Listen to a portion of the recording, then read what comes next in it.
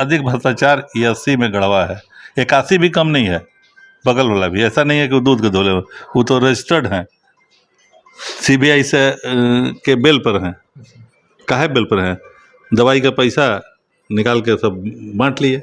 ये नहीं जान उनका मतदाता है, इन्हें पूछेंगे नहीं ना उनसे, ही इनको हिम्मत नहीं है पूछना। मैं ज्वाला कमलापुरी। आज हम रंका गढ़वा विधानसभा क्षेत्र में आए हुए हैं। हमारे बीच विधायक प्रत्याशी जी हैं। सर क्या कहेंगे, आज जो यह चुनाव का कैसा चल रहा है तैयारी?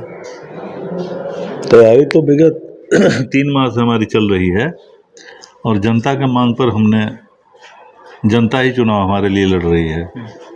चूँकि विगत 15 वर्षों में क्षेत्र की स्थिति को लोगों ने बदतर बना कर रख दिया है, तो जनता के अनुमति के बाद मैंने चुनाव मैदान में आने का निर्णय लिया है। यही तैयारी है।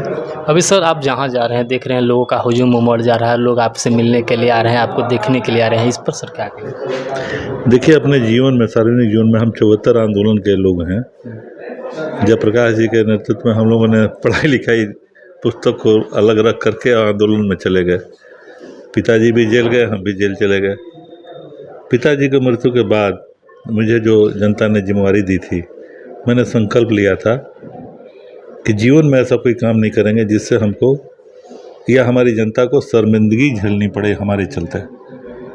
आज तो लोग, प्रतिनिधि जो है, एकदम बिल्कुल नहीं कहना चाहिए, बहुत खराब शब्द है, बेहया हो गए हैं।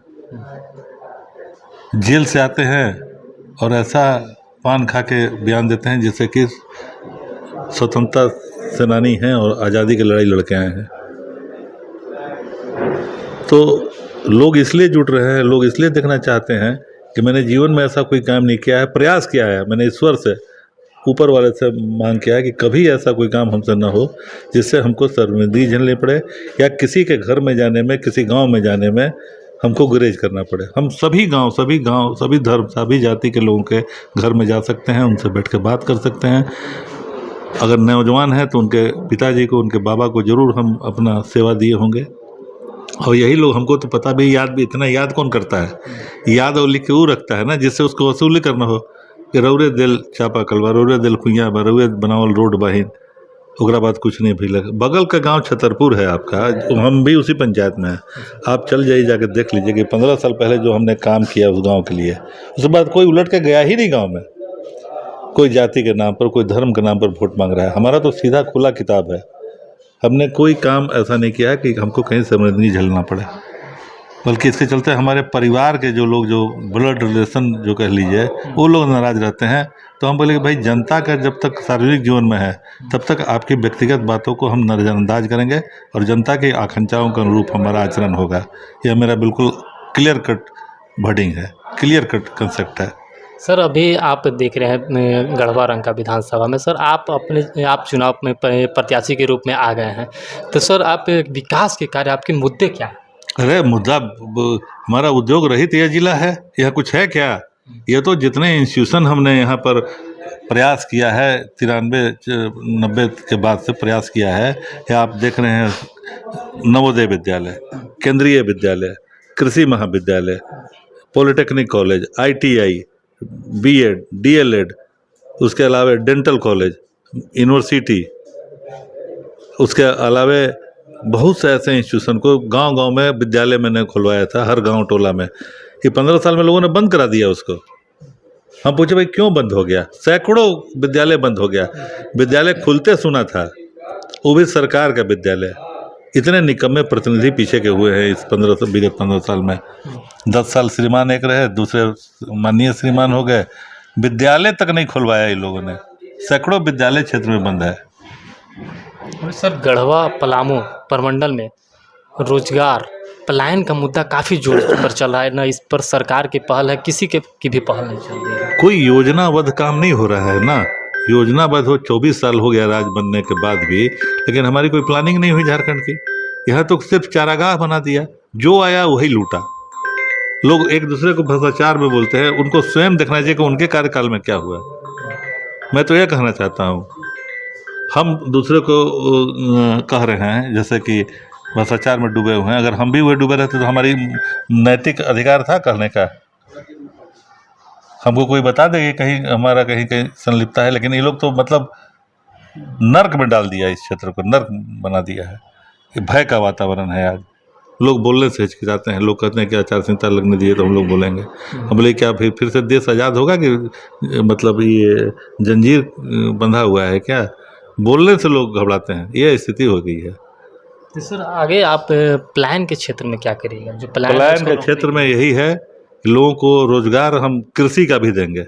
हमारा प्लान है कि प्रत्येक 2 एकड़ पर एक एक बोरिंग देंगे किसान को, नंबर 1। और नंबर 2, जो हमारी महिलाएं हैं, इतनी ज़्यादा यहाँ बुनकर महिला काटने बुनने वाले हैं, स्वरोजगार, जो कपड़ा आएगा यहाँ और यहाँ से बन के जाएगा बाहर, यह हमारा प्लानिंग है महिलाओं के लिए। पुरुष के लिए है खेती प्लस उद्योग जो है, जैसे हिंडाल्को का है, अब बॉक्साइड यहाँ से चल जाता है वहाँ, अगर उसको प्रोसेसिंग प्लांट भी लगा दे तो कम से कम 10,000। सिर्फ एक अनलोडिंग पॉइंट मैंने मेराल में अपने कार्यकाल में बनाया था बॉक्साइड का, उसमें 2,000 मजदूर आज भी काम कर रहे हैं। हम तो वहाँ रोजगार सृजन किए ना। मेराल में क्या है सिवाय अकाल, पानी नहीं है, इसके छोड़ के कुछ है क्या? लेकिन हमने वहाँ साइडिंग बनवाया, स्पेशल रेलवे ट्रैक बनाया। कितना दूर है रेनीकूट?